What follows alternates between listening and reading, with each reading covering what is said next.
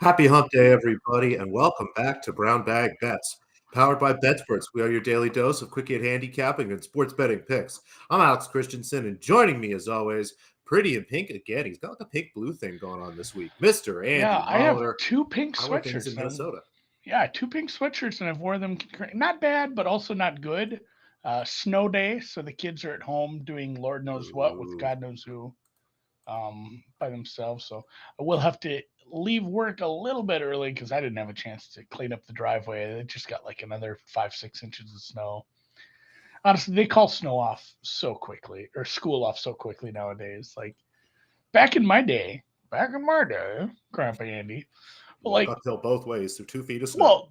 Well, they used some common sense, I guess. It was just like, well, the kids who live in the country might not be here till the afternoon, or they might not get here at all. Now it's like I got the call and said, due to township and county roads being a little bit bad, we're calling off school for everybody. I mean, there's kids that like live right across from the school. Do Like you have those kids 2 hour should have to delay? go. We They used to did have the a two 2 hour hour. delay. I woke up to the 2 hour delay, but then by the time I was getting the kids up and getting them actually ready to go, I got the other call. So no school today. I need to go clean up a little more snow. And I mentioned caroling right before we got on. What's worse, having to go caroling or having to stand there and listen to someone carol at your door? That's a toss up. The both are the cringiest fucking things about the season, I right? think going caroling because it's just overall more caroling and you're negatively impacting a lot more people. Whereas if you just open your door, I mean, really, if you want, you could just close it. I Who's think walking to your house? You live in the middle of nowhere. no, and that's the thing. That's the beauty of living in the country. I don't get people selling me stuff anymore. But honestly, like power rankings, caroling is behind everything. Like I would rather have someone trying to sell me knives or a vacuum door to door. I would rather have a Jehovah or a Mormon or a spaghetti monster, whatever. I would rather have those come to my door. A politician, any of those people, I would rather have over carolers. It is the most awkward social situation there is. Like, I tip them? I don't. How long do I have to stand here? Is it rude to just leave? Oh my god! I used to make my wife just go out. Like, I have to poop. I'm for as long as this takes. I'm done. Don't show up to Andy's house caroling, folks. That's the big lesson here. I think we've lost Andy somehow. There is he back, producer Dan? Yeah, did you see that?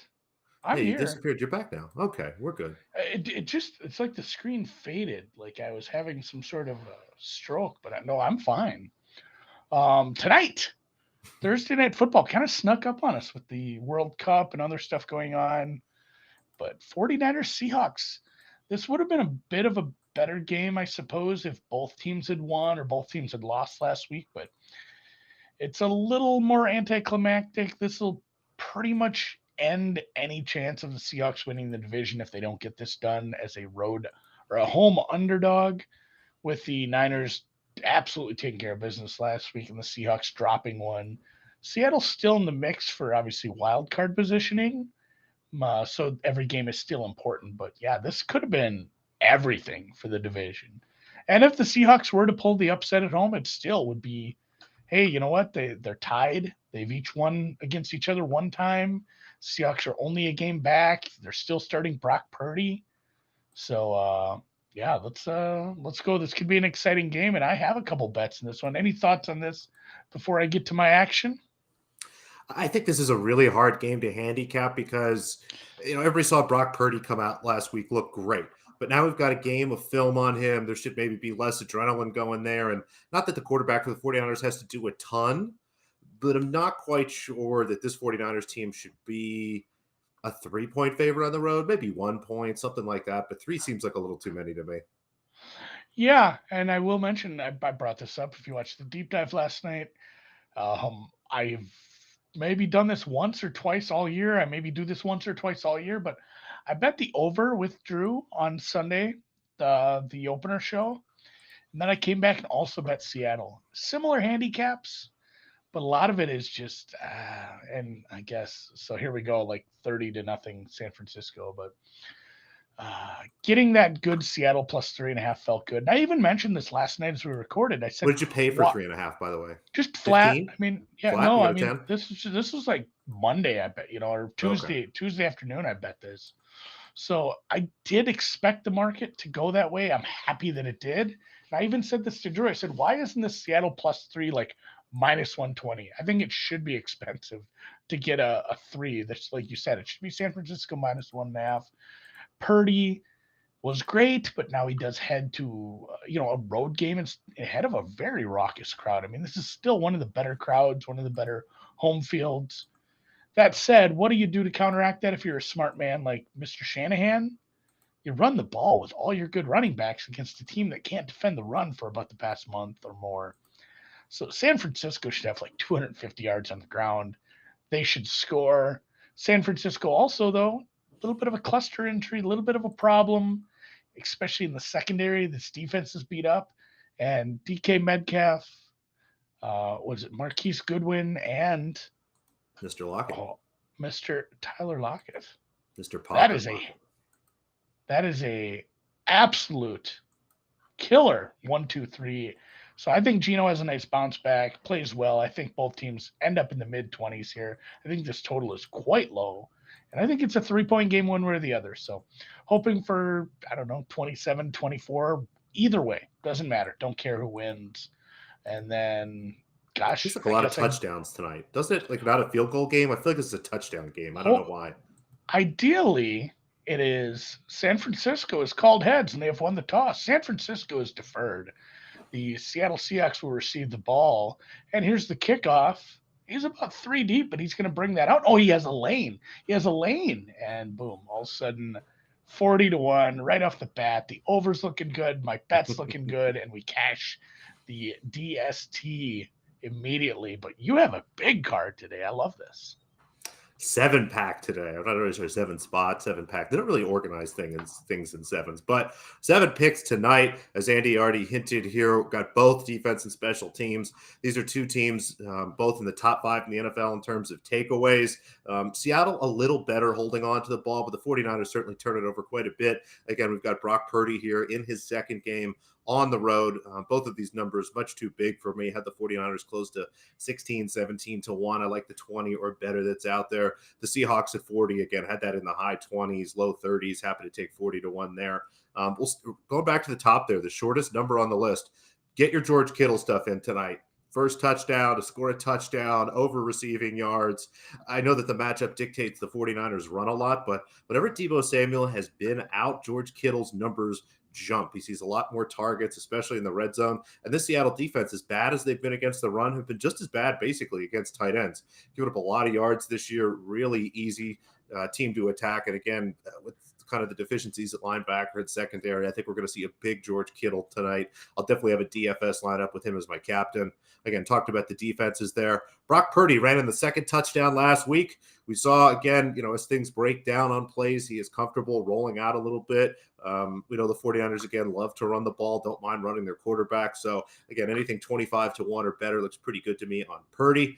Kyle Juszczyk, again, should be a big running game tonight. I think there's a chance we see him maybe get the ball second, goal and on the 1 yard, goal and 2 yard situation. Also, a pretty good receiving back, which has been a good way to attack this Seattle Seahawks team. So happy to play Juszczyk or usage. I never actually look up what it is. 30-1 or better.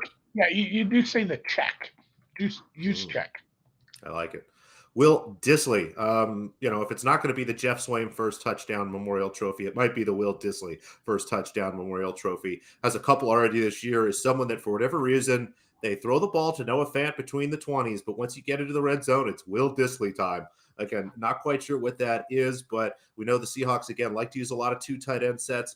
And although Dissly has many fewer targets than Noah Fant does this season, has more red zone targets. So happy to play Dissly here. Again, we'll play him pretty much every week at 30-1 or better. Geno Smith, not sure he's run one in yet, but again, mobile quarterback, going to be a big game tonight. We know the 49ers are generally pretty good against running backs, tight ends. Overall, a pretty solid defense, but have given up a few rushing touchdowns at quarterback started this year. So we'll play Geno. And again, talked about the Seahawks defense. I think they're being kind of underrated here. If I had to pick one defense, I honestly would pick the Seahawks defense. I don't know why this isn't 30 instead of 40, but happy to play it. So a couple defenses, a couple tight ends, a couple quarterbacks, and a fullback.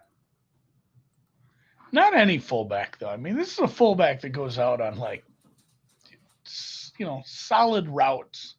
Like he's going to be 15 yards down the field catching balls on the sideline. We've seen this over and over. So, all right, yeah, no soccer for a few days. Saturday is third place. Sunday is the final.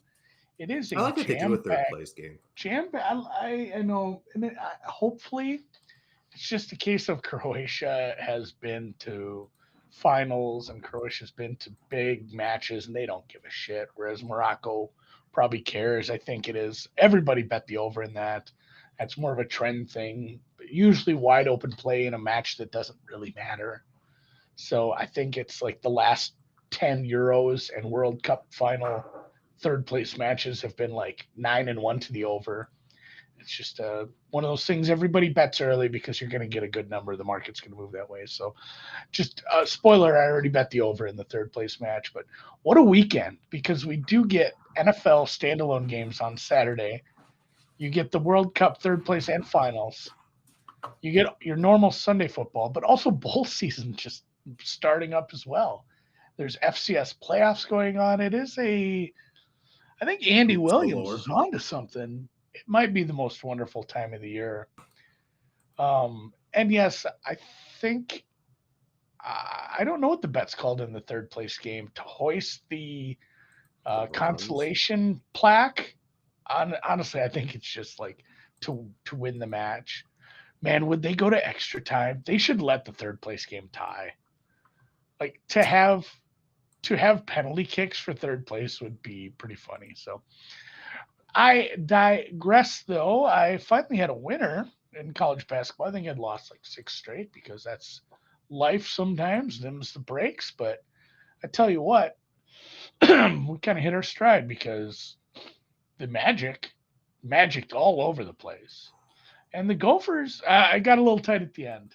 There's about 10, again, somebody reached out to me on Twitter and said, "Hey, all your bets that are losing are winning at halftime. Like they're covering the first half lines. Should you be betting those?" I said, "No. I've tracked this over a decent sample size. Like I have as many second half comebacks as I have, second half collapses. In fact, like over the biggest sample size I could find of all my plays, I went back and ran all the first half numbers, and it was like 1% less of a win rate compared to full game. Just getting the full sample size does help. That said, all these teams, I think it's like 7 games in a row I've won the first half, and I haven't bet it. So it's on a tear right now, and this was no different yesterday. They were very tight. It was like a 3-point game at half. And my 17-point dog lost by 16 in the very, very winning seconds of things. So still covered. Doesn't matter. Had sex. Doesn't matter. Had sex. Remember that song? Love those guys. But doesn't matter. Cover's a cover. And I'm going with a total today. There's not a big card, but this one stuck out. Actually, this is 47.5. I think I mistyped this. And I would play this up to like 49. I think this ends up in the mid to upper 150s. These are both top 100 pace, tempo, adjusted tempo, whatever you want to call it, teams. And Colorado is a lot better. Like they're pretty close to a top 50 team for me, and they can put it down on people. Like they've had some games. They haven't actually played a team this bad yet. This will be the easiest game they've had, but even against A&M, they put up 103. They've had some games when they play a team with tough defense, like a tough team. They played Boise. They played Arizona State. Their offense can get stuck in the mud. They've only scored like 60, 50 some points against those teams. But when they play a shitty team, like Colorado State last Thursday, they put up 93. Like they have a offense that's efficient. It can run. It's what's our girl for tennis, the Mendoza line girl? Mertens. It is like the Mertens thing. When they play a good team with a good defense, they're slowed down a little and it's not looking that great. But when they play a bad team, this offense is just gonna, throttle. And this is the worst team they've played yet. That said, North Alabama runs fast too. Actually, they're a faster tempo team, I believe, and they have a decent enough offense. I think they can get to 65-70 in this one. So final score 85-71 for me. I'm going to play over 147 and a half. And let's get to the pros. Indeed.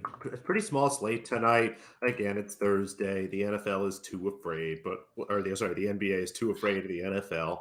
But we'll see. Maybe the football game will be good tonight. An underdog and a favorite I like tonight amongst the 4 games. Nothing for me in this Pelicans Jazz game. I know I played the Pelicans basically at the same spread at the same spot a couple days ago.